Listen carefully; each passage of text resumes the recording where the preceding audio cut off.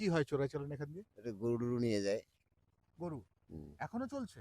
এখনো এর পেছনে কারা কারা রয়েছে এর পেছনে? এখানে ইয়ে আছে, মানে আছে, মানে বর্ডার সিকিউরিটি তো আছে, কিন্তু আমি এই মুহূর্তে বেরুবাড়ির আরেকটি জায়গায় রয়েছে যেখানে এখানেও কিন্তু এই খোলা জায়গা রয়েছে। তবে এখানে মূল সমস্যা কি খোলা বর্ডারটা খোলা? একদম খোলা বর্ডার। আচ্ছা। তা বর্ডারটা যে এখানে খোলা আপনাদের কি অসুবিধা হয়? অসুবিধা আমাদের কোনো নাই। হ্যাঁ। মানে এমনি এই একটু গরু টরু নিয়ে গেলে কৃষি বাড়ি নষ্ট হয় এই। ও, গরু কারা নিয়ে যায়? কারা নিয়ে যায় আমরা কি করে বলবো? বাংলাদেশের লোকেই আসে। বাংলাদেশের লোক। হুম। তারা এখানে চলে আসে? হ্যাঁ, চলে আসে। এদিকেরও বড় বড় মনে হয় মহাজন আছে, না হলে কি করে নিয়ে যাবে? ঠিক। গরু এসে কোথায় জড়ো হয়? সেটা আমি তো বলতে পারবো না। মানে কোন জায়গাটা দিয়ে নিয়ে যায়? গরু তো এই ফাঁকা যেদিকে পারে ওই দিক দিয়েই নিয়ে যায়। যেদিকে পারে। হ্যাঁ, ধরেন এইটা সবটাই ফাঁকা এইদিকে। ফাঁকা। হ্যাঁ। বাংলাদেশটা কোন জায়গাটা? ওই দিকটা কি না, না, বাংলাদেশ? এই পাশে। এই পাশে কোন দিকটা দিয়ে দেখা এই যাবে? যে ওই ব্রহ্মচারীটা ওই পরেরটা দেখা যাচ্ছে না? হ্যাঁ। ওইটা বাংলাদেশ। বলছি এই যে আপনাদের ক্ষেতি বাড়ি নষ্ট হয় এটা নিয়ে আপনারা বলেন এটা না? নিয়ে বলি, এখন কি করব? এখন ওরা রাত্রিবেলা আসে, কখন নিয়ে যায়? পুলিশকে জানান, বিএসএফ কে জানান? বিএসএফ কে তো জানি, বিএসএফ বলতেছে আমরা কি করব? পুরা কুয়াশা দেখা যায় না। আমরা এরকম একটা ওপেন বর্ডার যেখানে বাংলাদেশের সঙ্গে সম্পূর্ণ ওপেন বর্ডার সেখানে যাচ্ছি এই পাঁচই এক নম্বর। বিএসএফ হ্যাঁ। কেন? কেন এই যে পাবলিকের এইরকম অশান্তি করে, নিজের বাস টাস কাটতে পারি না। তাই? আচ্ছা। ওই যে যা দেখো ওইখানে কি অবস্থা, কি পজিশনে। ও, এই বাসগুলো আপনাদের তাই তো? এগুলো কাটতে পারেন না। আর এই যে এইটা রয়েছে এটা কি বিএসএফ এর? আমরা এখন জিরো পয়েন্টে রয়েছি বুঝলেন? না, জিরো পয়েন্টে তাই তো? হ্যাঁ? মানে 0 পয়েন্ট আচ্ছা এখানে ফেন্সিং হচ্ছে না কেন? এটা ফেন্সিং কেন হচ্ছে না, এটা তো মানে দীর্ঘদিন ধরে হতে চাচ্ছে, আবার বলতেছে হবে, তারপর বলতেছে হবে না। এখন আচ্ছা। এটা তো মনে করো ইন্টারন্যাশনাল ব্যাপার, এটা আমরা কি করে বলবো? ও, এটা আন্তর্জাতিক ব্যাপার, দুই সরকারের মনে করো কম্প্রোমাইজ না হলে এটা কি করে হবে? এই মুহূর্তে আমার সঙ্গে অপূর্ব মাঝি রয়েছে। অপূর্ব মাঝি, আমি কিন্তু এই মুহূর্তে রয়েছি বাংলাদেশে দাঁড়িয়ে। আচ্ছা বিডিআর নেই? ও, ওদের ওইখানে পয়েন্ট, হ্যাঁ ওইখানে একটা পয়েন্ট দেখা যাচ্ছে। তবে আমি সব থেকে মজার ব্যাপার দেখুন, এ পর্যন্ত আপনারা কেউ দেখেছেন কিনা আমি জানি না। আমরা কিন্তু একবারে রয়েছি। ভাই আসো না, ভাই আসো আসো আসো আসো আসো। হ্যাঁ, এখানে রয়েছি। সব থেকে মজার ব্যাপার দেখুন, আমি ভারতবর্ষের শেষ সীমানায় দাঁড়িয়ে। কি বলছি? আমি ভারতবর্ষের শেষ সীমানায় দাঁড়িয়ে। এই যে বাঁশগুলো দেখছেন, এটা হচ্ছে ভারতবর্ষ। আর ওই ছাগলগুলো চড়ছে,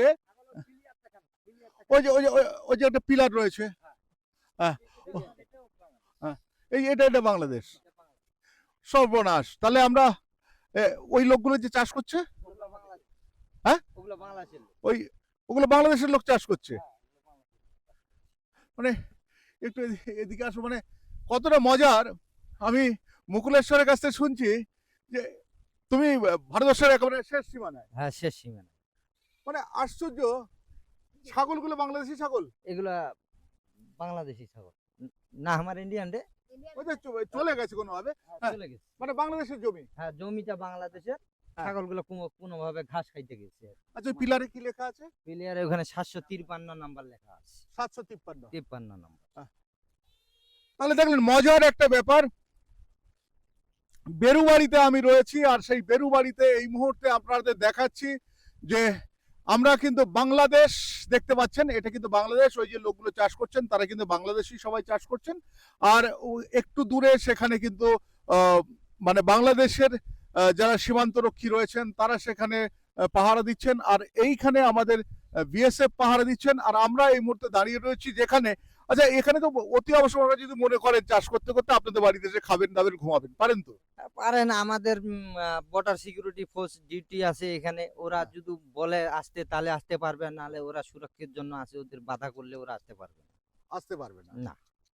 তাহলে মুকুলেশ্বর যেটা বললো আমাকে, তবে মানে আপনারা কিন্তু ভালো করে মানে ভালো জিনিস কিন্তু অনুভব করছেন বলে, এটা বেড়া হয়ে গেলে তার এই অনুভূতি থাকবে না। থাকবে না অবশ্যই। হ্যাঁ? কোনো বাংলাদেশি ভাই কিংবা বন্ধু তিনি যদি ওইখানে দাঁড়িয়ে গল্প করেন কিংবা আপনি যদি এক গ্লাস জল বাড়িয়ে দেন, হ্যাঁ, এটাই হচ্ছে আসল অনুভূতি না? সত্যি এই যে বাংলাদেশের লোকজন যাতায়াত করে, করে। হ্যাঁ, হুম। মানে তাতে কোনো অসুবিধা হয় না? না, অসুবিধা হয় না। মানে তারা কি জন্য আসে, চাষের জন্য না অন্য কিছু? না, না, ওরা এই সবসময় আসে না। এখন ওই মানে যেমন এই কুয়াশা চলে, হ্যাঁ। এই মানে ব্ল্যাক করার জন্য। ব্ল্যাক, হুম। মানে চোরাই চালান। হুম। সেটা কি হয় চোরাই চালান এখান দিয়ে? এটা গরু-টরু নিয়ে যায়। গরু হুম। এখনো চলছে? এখনো। এর পেছনে কারা কারা রয়েছে এর পেছনে? এখানে ইয়ে আছে, মানে আছে, মানে বর্ডার সিকিউরিটি তো আছে, কিন্তু এই কুয়াশা তো ওরা দেখতে পায় না। বর্ডার সিকিউরিটি গার্ডটা কি জড়িত? না, জড়িত না। হ্যাঁ। ওরা তো আছেই। ২৪ ঘন্টা ডিউটি করে। আচ্ছা, কিন্তু ওরা তো চোখে দেখতে পাবে না তো কুয়াশার জন্য।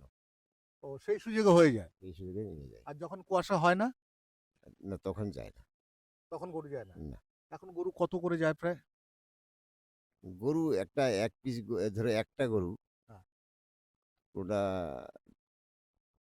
কোনটা ১০,০০০ হতে পারে, কোনটা ১৫,০০০ হতে পারে। গরুর উপরে দাম। আচ্ছা, একসঙ্গে কতগুলো গরু যায়? যায় এখন সুযোগ পালে কিছু নিয়ে যায়। হ্যাঁ। মানে ৪টা উড়াতে পারে, আচ্ছা, ৫টা উড়াতে পারে। যার যেরকম সুবিধা। সুবিধার উপরে আরকি। হ্যাঁ? অবশ্যই তিনি মাঠে চাষ করতে করতে আপনাকে এক গ্লাস জল চাইলেন কিংবা তিনি অসুস্থ হয়ে গেলেন, আপনি পাশে ভারতের একজন বন্ধু, ভারতের একজন নাগরিক রয়েছেন, তাকে যখন সাহায্য করুন, সত্যি এইটা কিন্তু একটা সৌহার্দ্যবোধ, এটা কিন্তু অনেকটাই ভালো জিনিস। কিন্তু তবুও অনেক সময় না বেড়া টপকে যারা চলে এসে আমাদের এখানে এসে কোনো নাশকতা কিছু করে, তখনই আমাদের কাছে একটা বেদনাদায়ক বিষয় হয়ে ওঠে। তবে দেখালাম কি পরিস্থিতি রয়েছে ভারত এবং বাংলাদেশের সীমান্ত। আমি শঙ্কর আছি আপনাদের সঙ্গে, ইন্ডিয়া নিউজ 24 দেখতে থাকুন।